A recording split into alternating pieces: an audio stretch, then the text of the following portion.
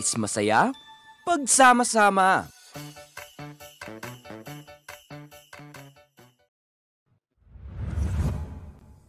Tonight's headlines: Duterte to run for senator.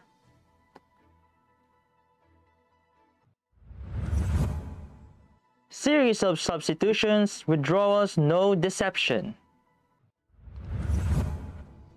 COVID-19 cases in the country at 2,818,511. Executive branch played role in Dargani siblings' arrest.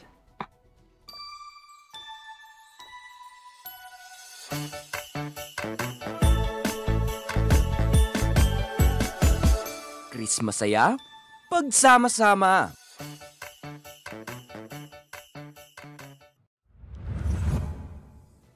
LPA-ITCZ to bring rains over Eastern Visayas. And Philippine Stocks Index start week on negative.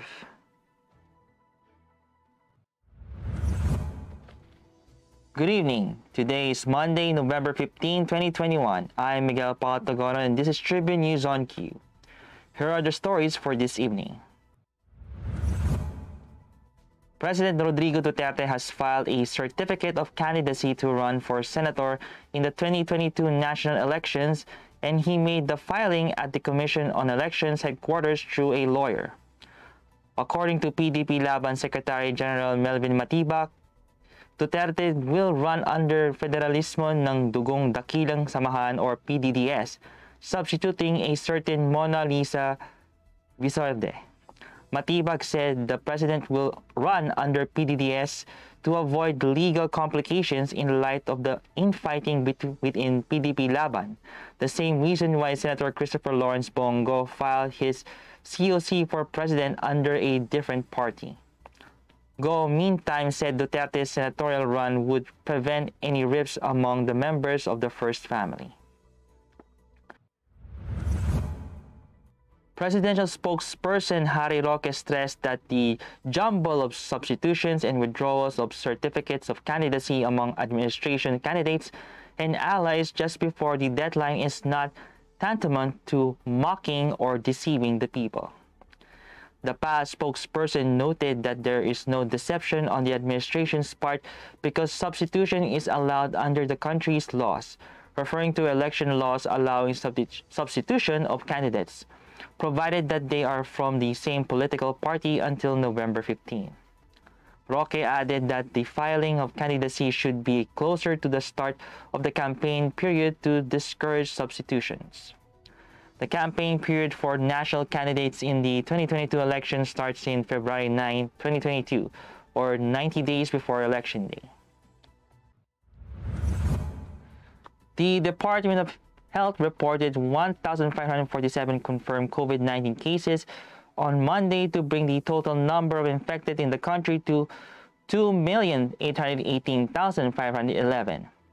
This brought the active cases to 27,025, and of the total, 61.0% were mild, 5.9% were asymptomatic, 17.59% were moderate, 10.8% were severe, and 4.6% were in critical condition.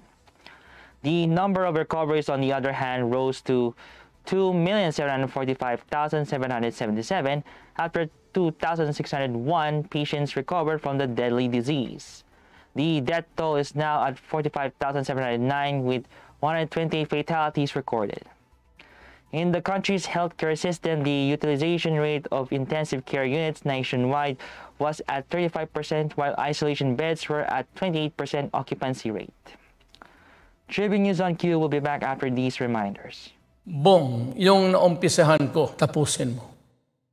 Mga bagong highway, tulay, tren, dapat ma-enjoy na kaagad ng mga tao yan. Kailangan lahat bakunado at laging may ayuda pag kailangan. Huwag dapat makabalik ang mga drug lords para ligtas ang pamilya. Yung ginawa mong malasakit centers, maganda yan. Padamihin mo pa. Magkasama tayo. Tayo ang nagsimula. Tuloy-tuloy lang. Bong. Botomoto Halalan 2022, the Daily Tribune special coverage.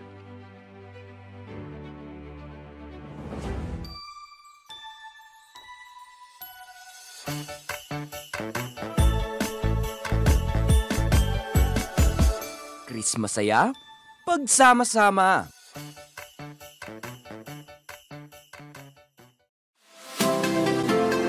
Magandang araw mga katribo! Narito na ang mga makakasama nyo tuwing umaga sa programang Gising Na. Roy Pelevelo, Comfy Manalo, Atty. Lia Badillo Crisostomo, Vernon Velasco, Kim Sancha at Jerk Balagtas.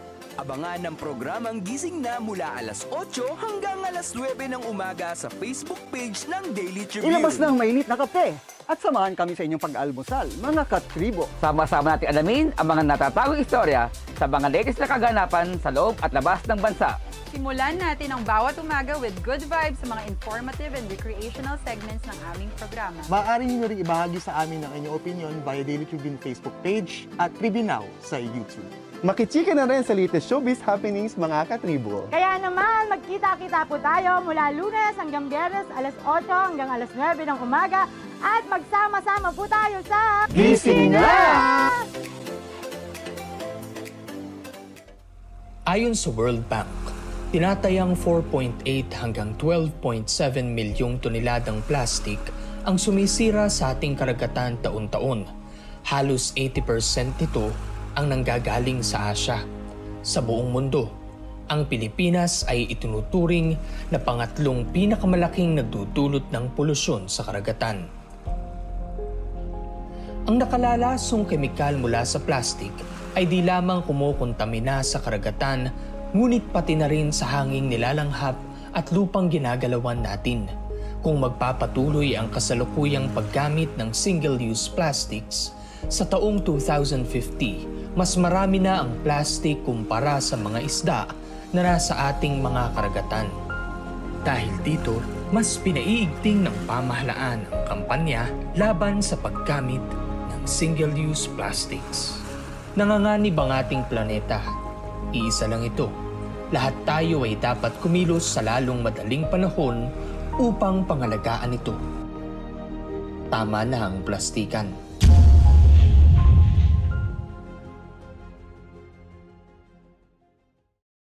Bong, yung naumpisahan ko, tapusin mo. Mga bagong highway, tulay, tren, dapat ma-enjoy na kaagad ng mga tao yan. Kailangan lahat bakunado at laging may ayuda pag kailangan.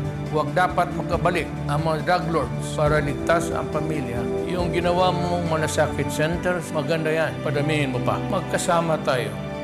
Tayo ang nagsimula, tuloy-tuloy lang, Bong.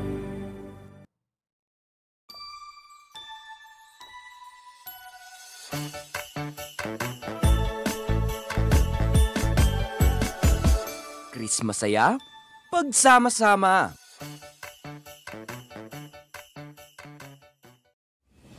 Boto mo to, Halalan 2022, The Daily Tribune Special Coverage.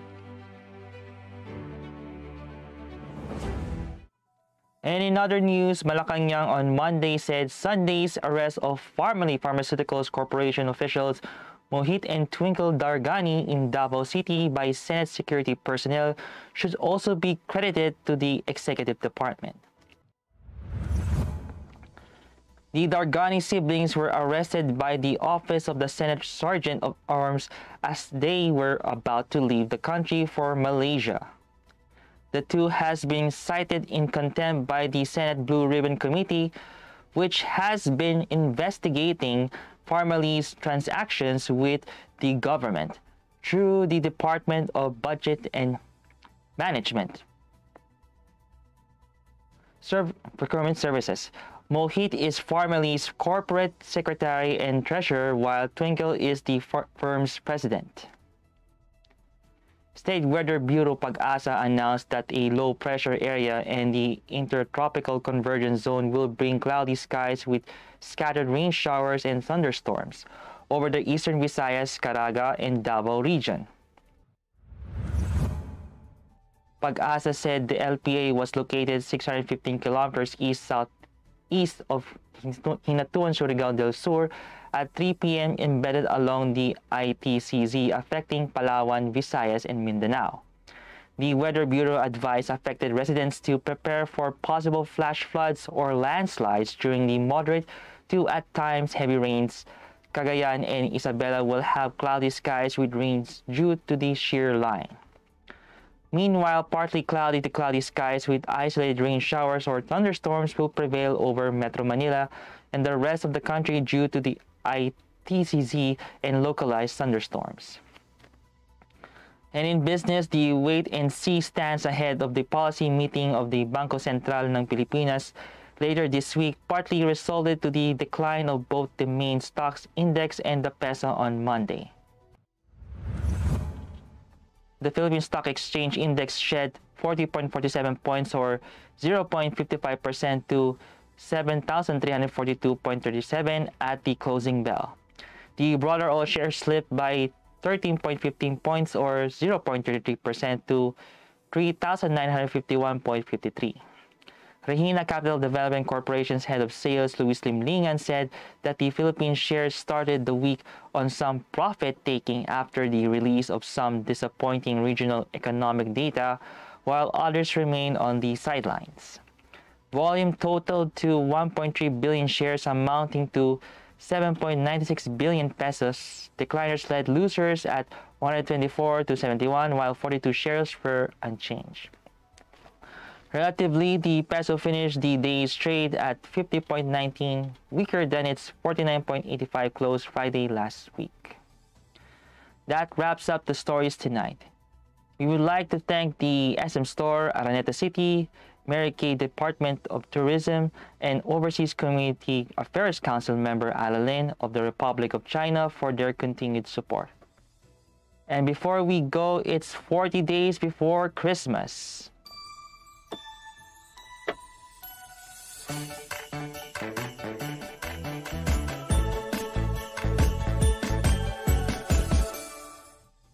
Again, this is Miguel Paolo Pagonon, and you're watching Tribune News on Q.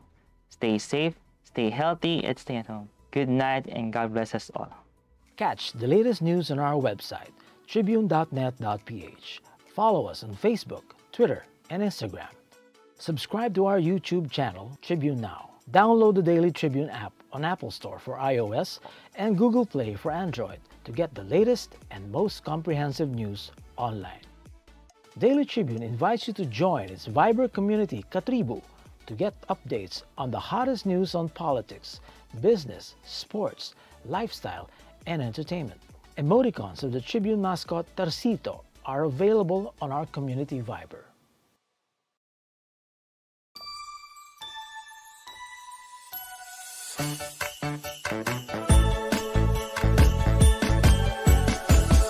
Christmas saya, pagsama-sama.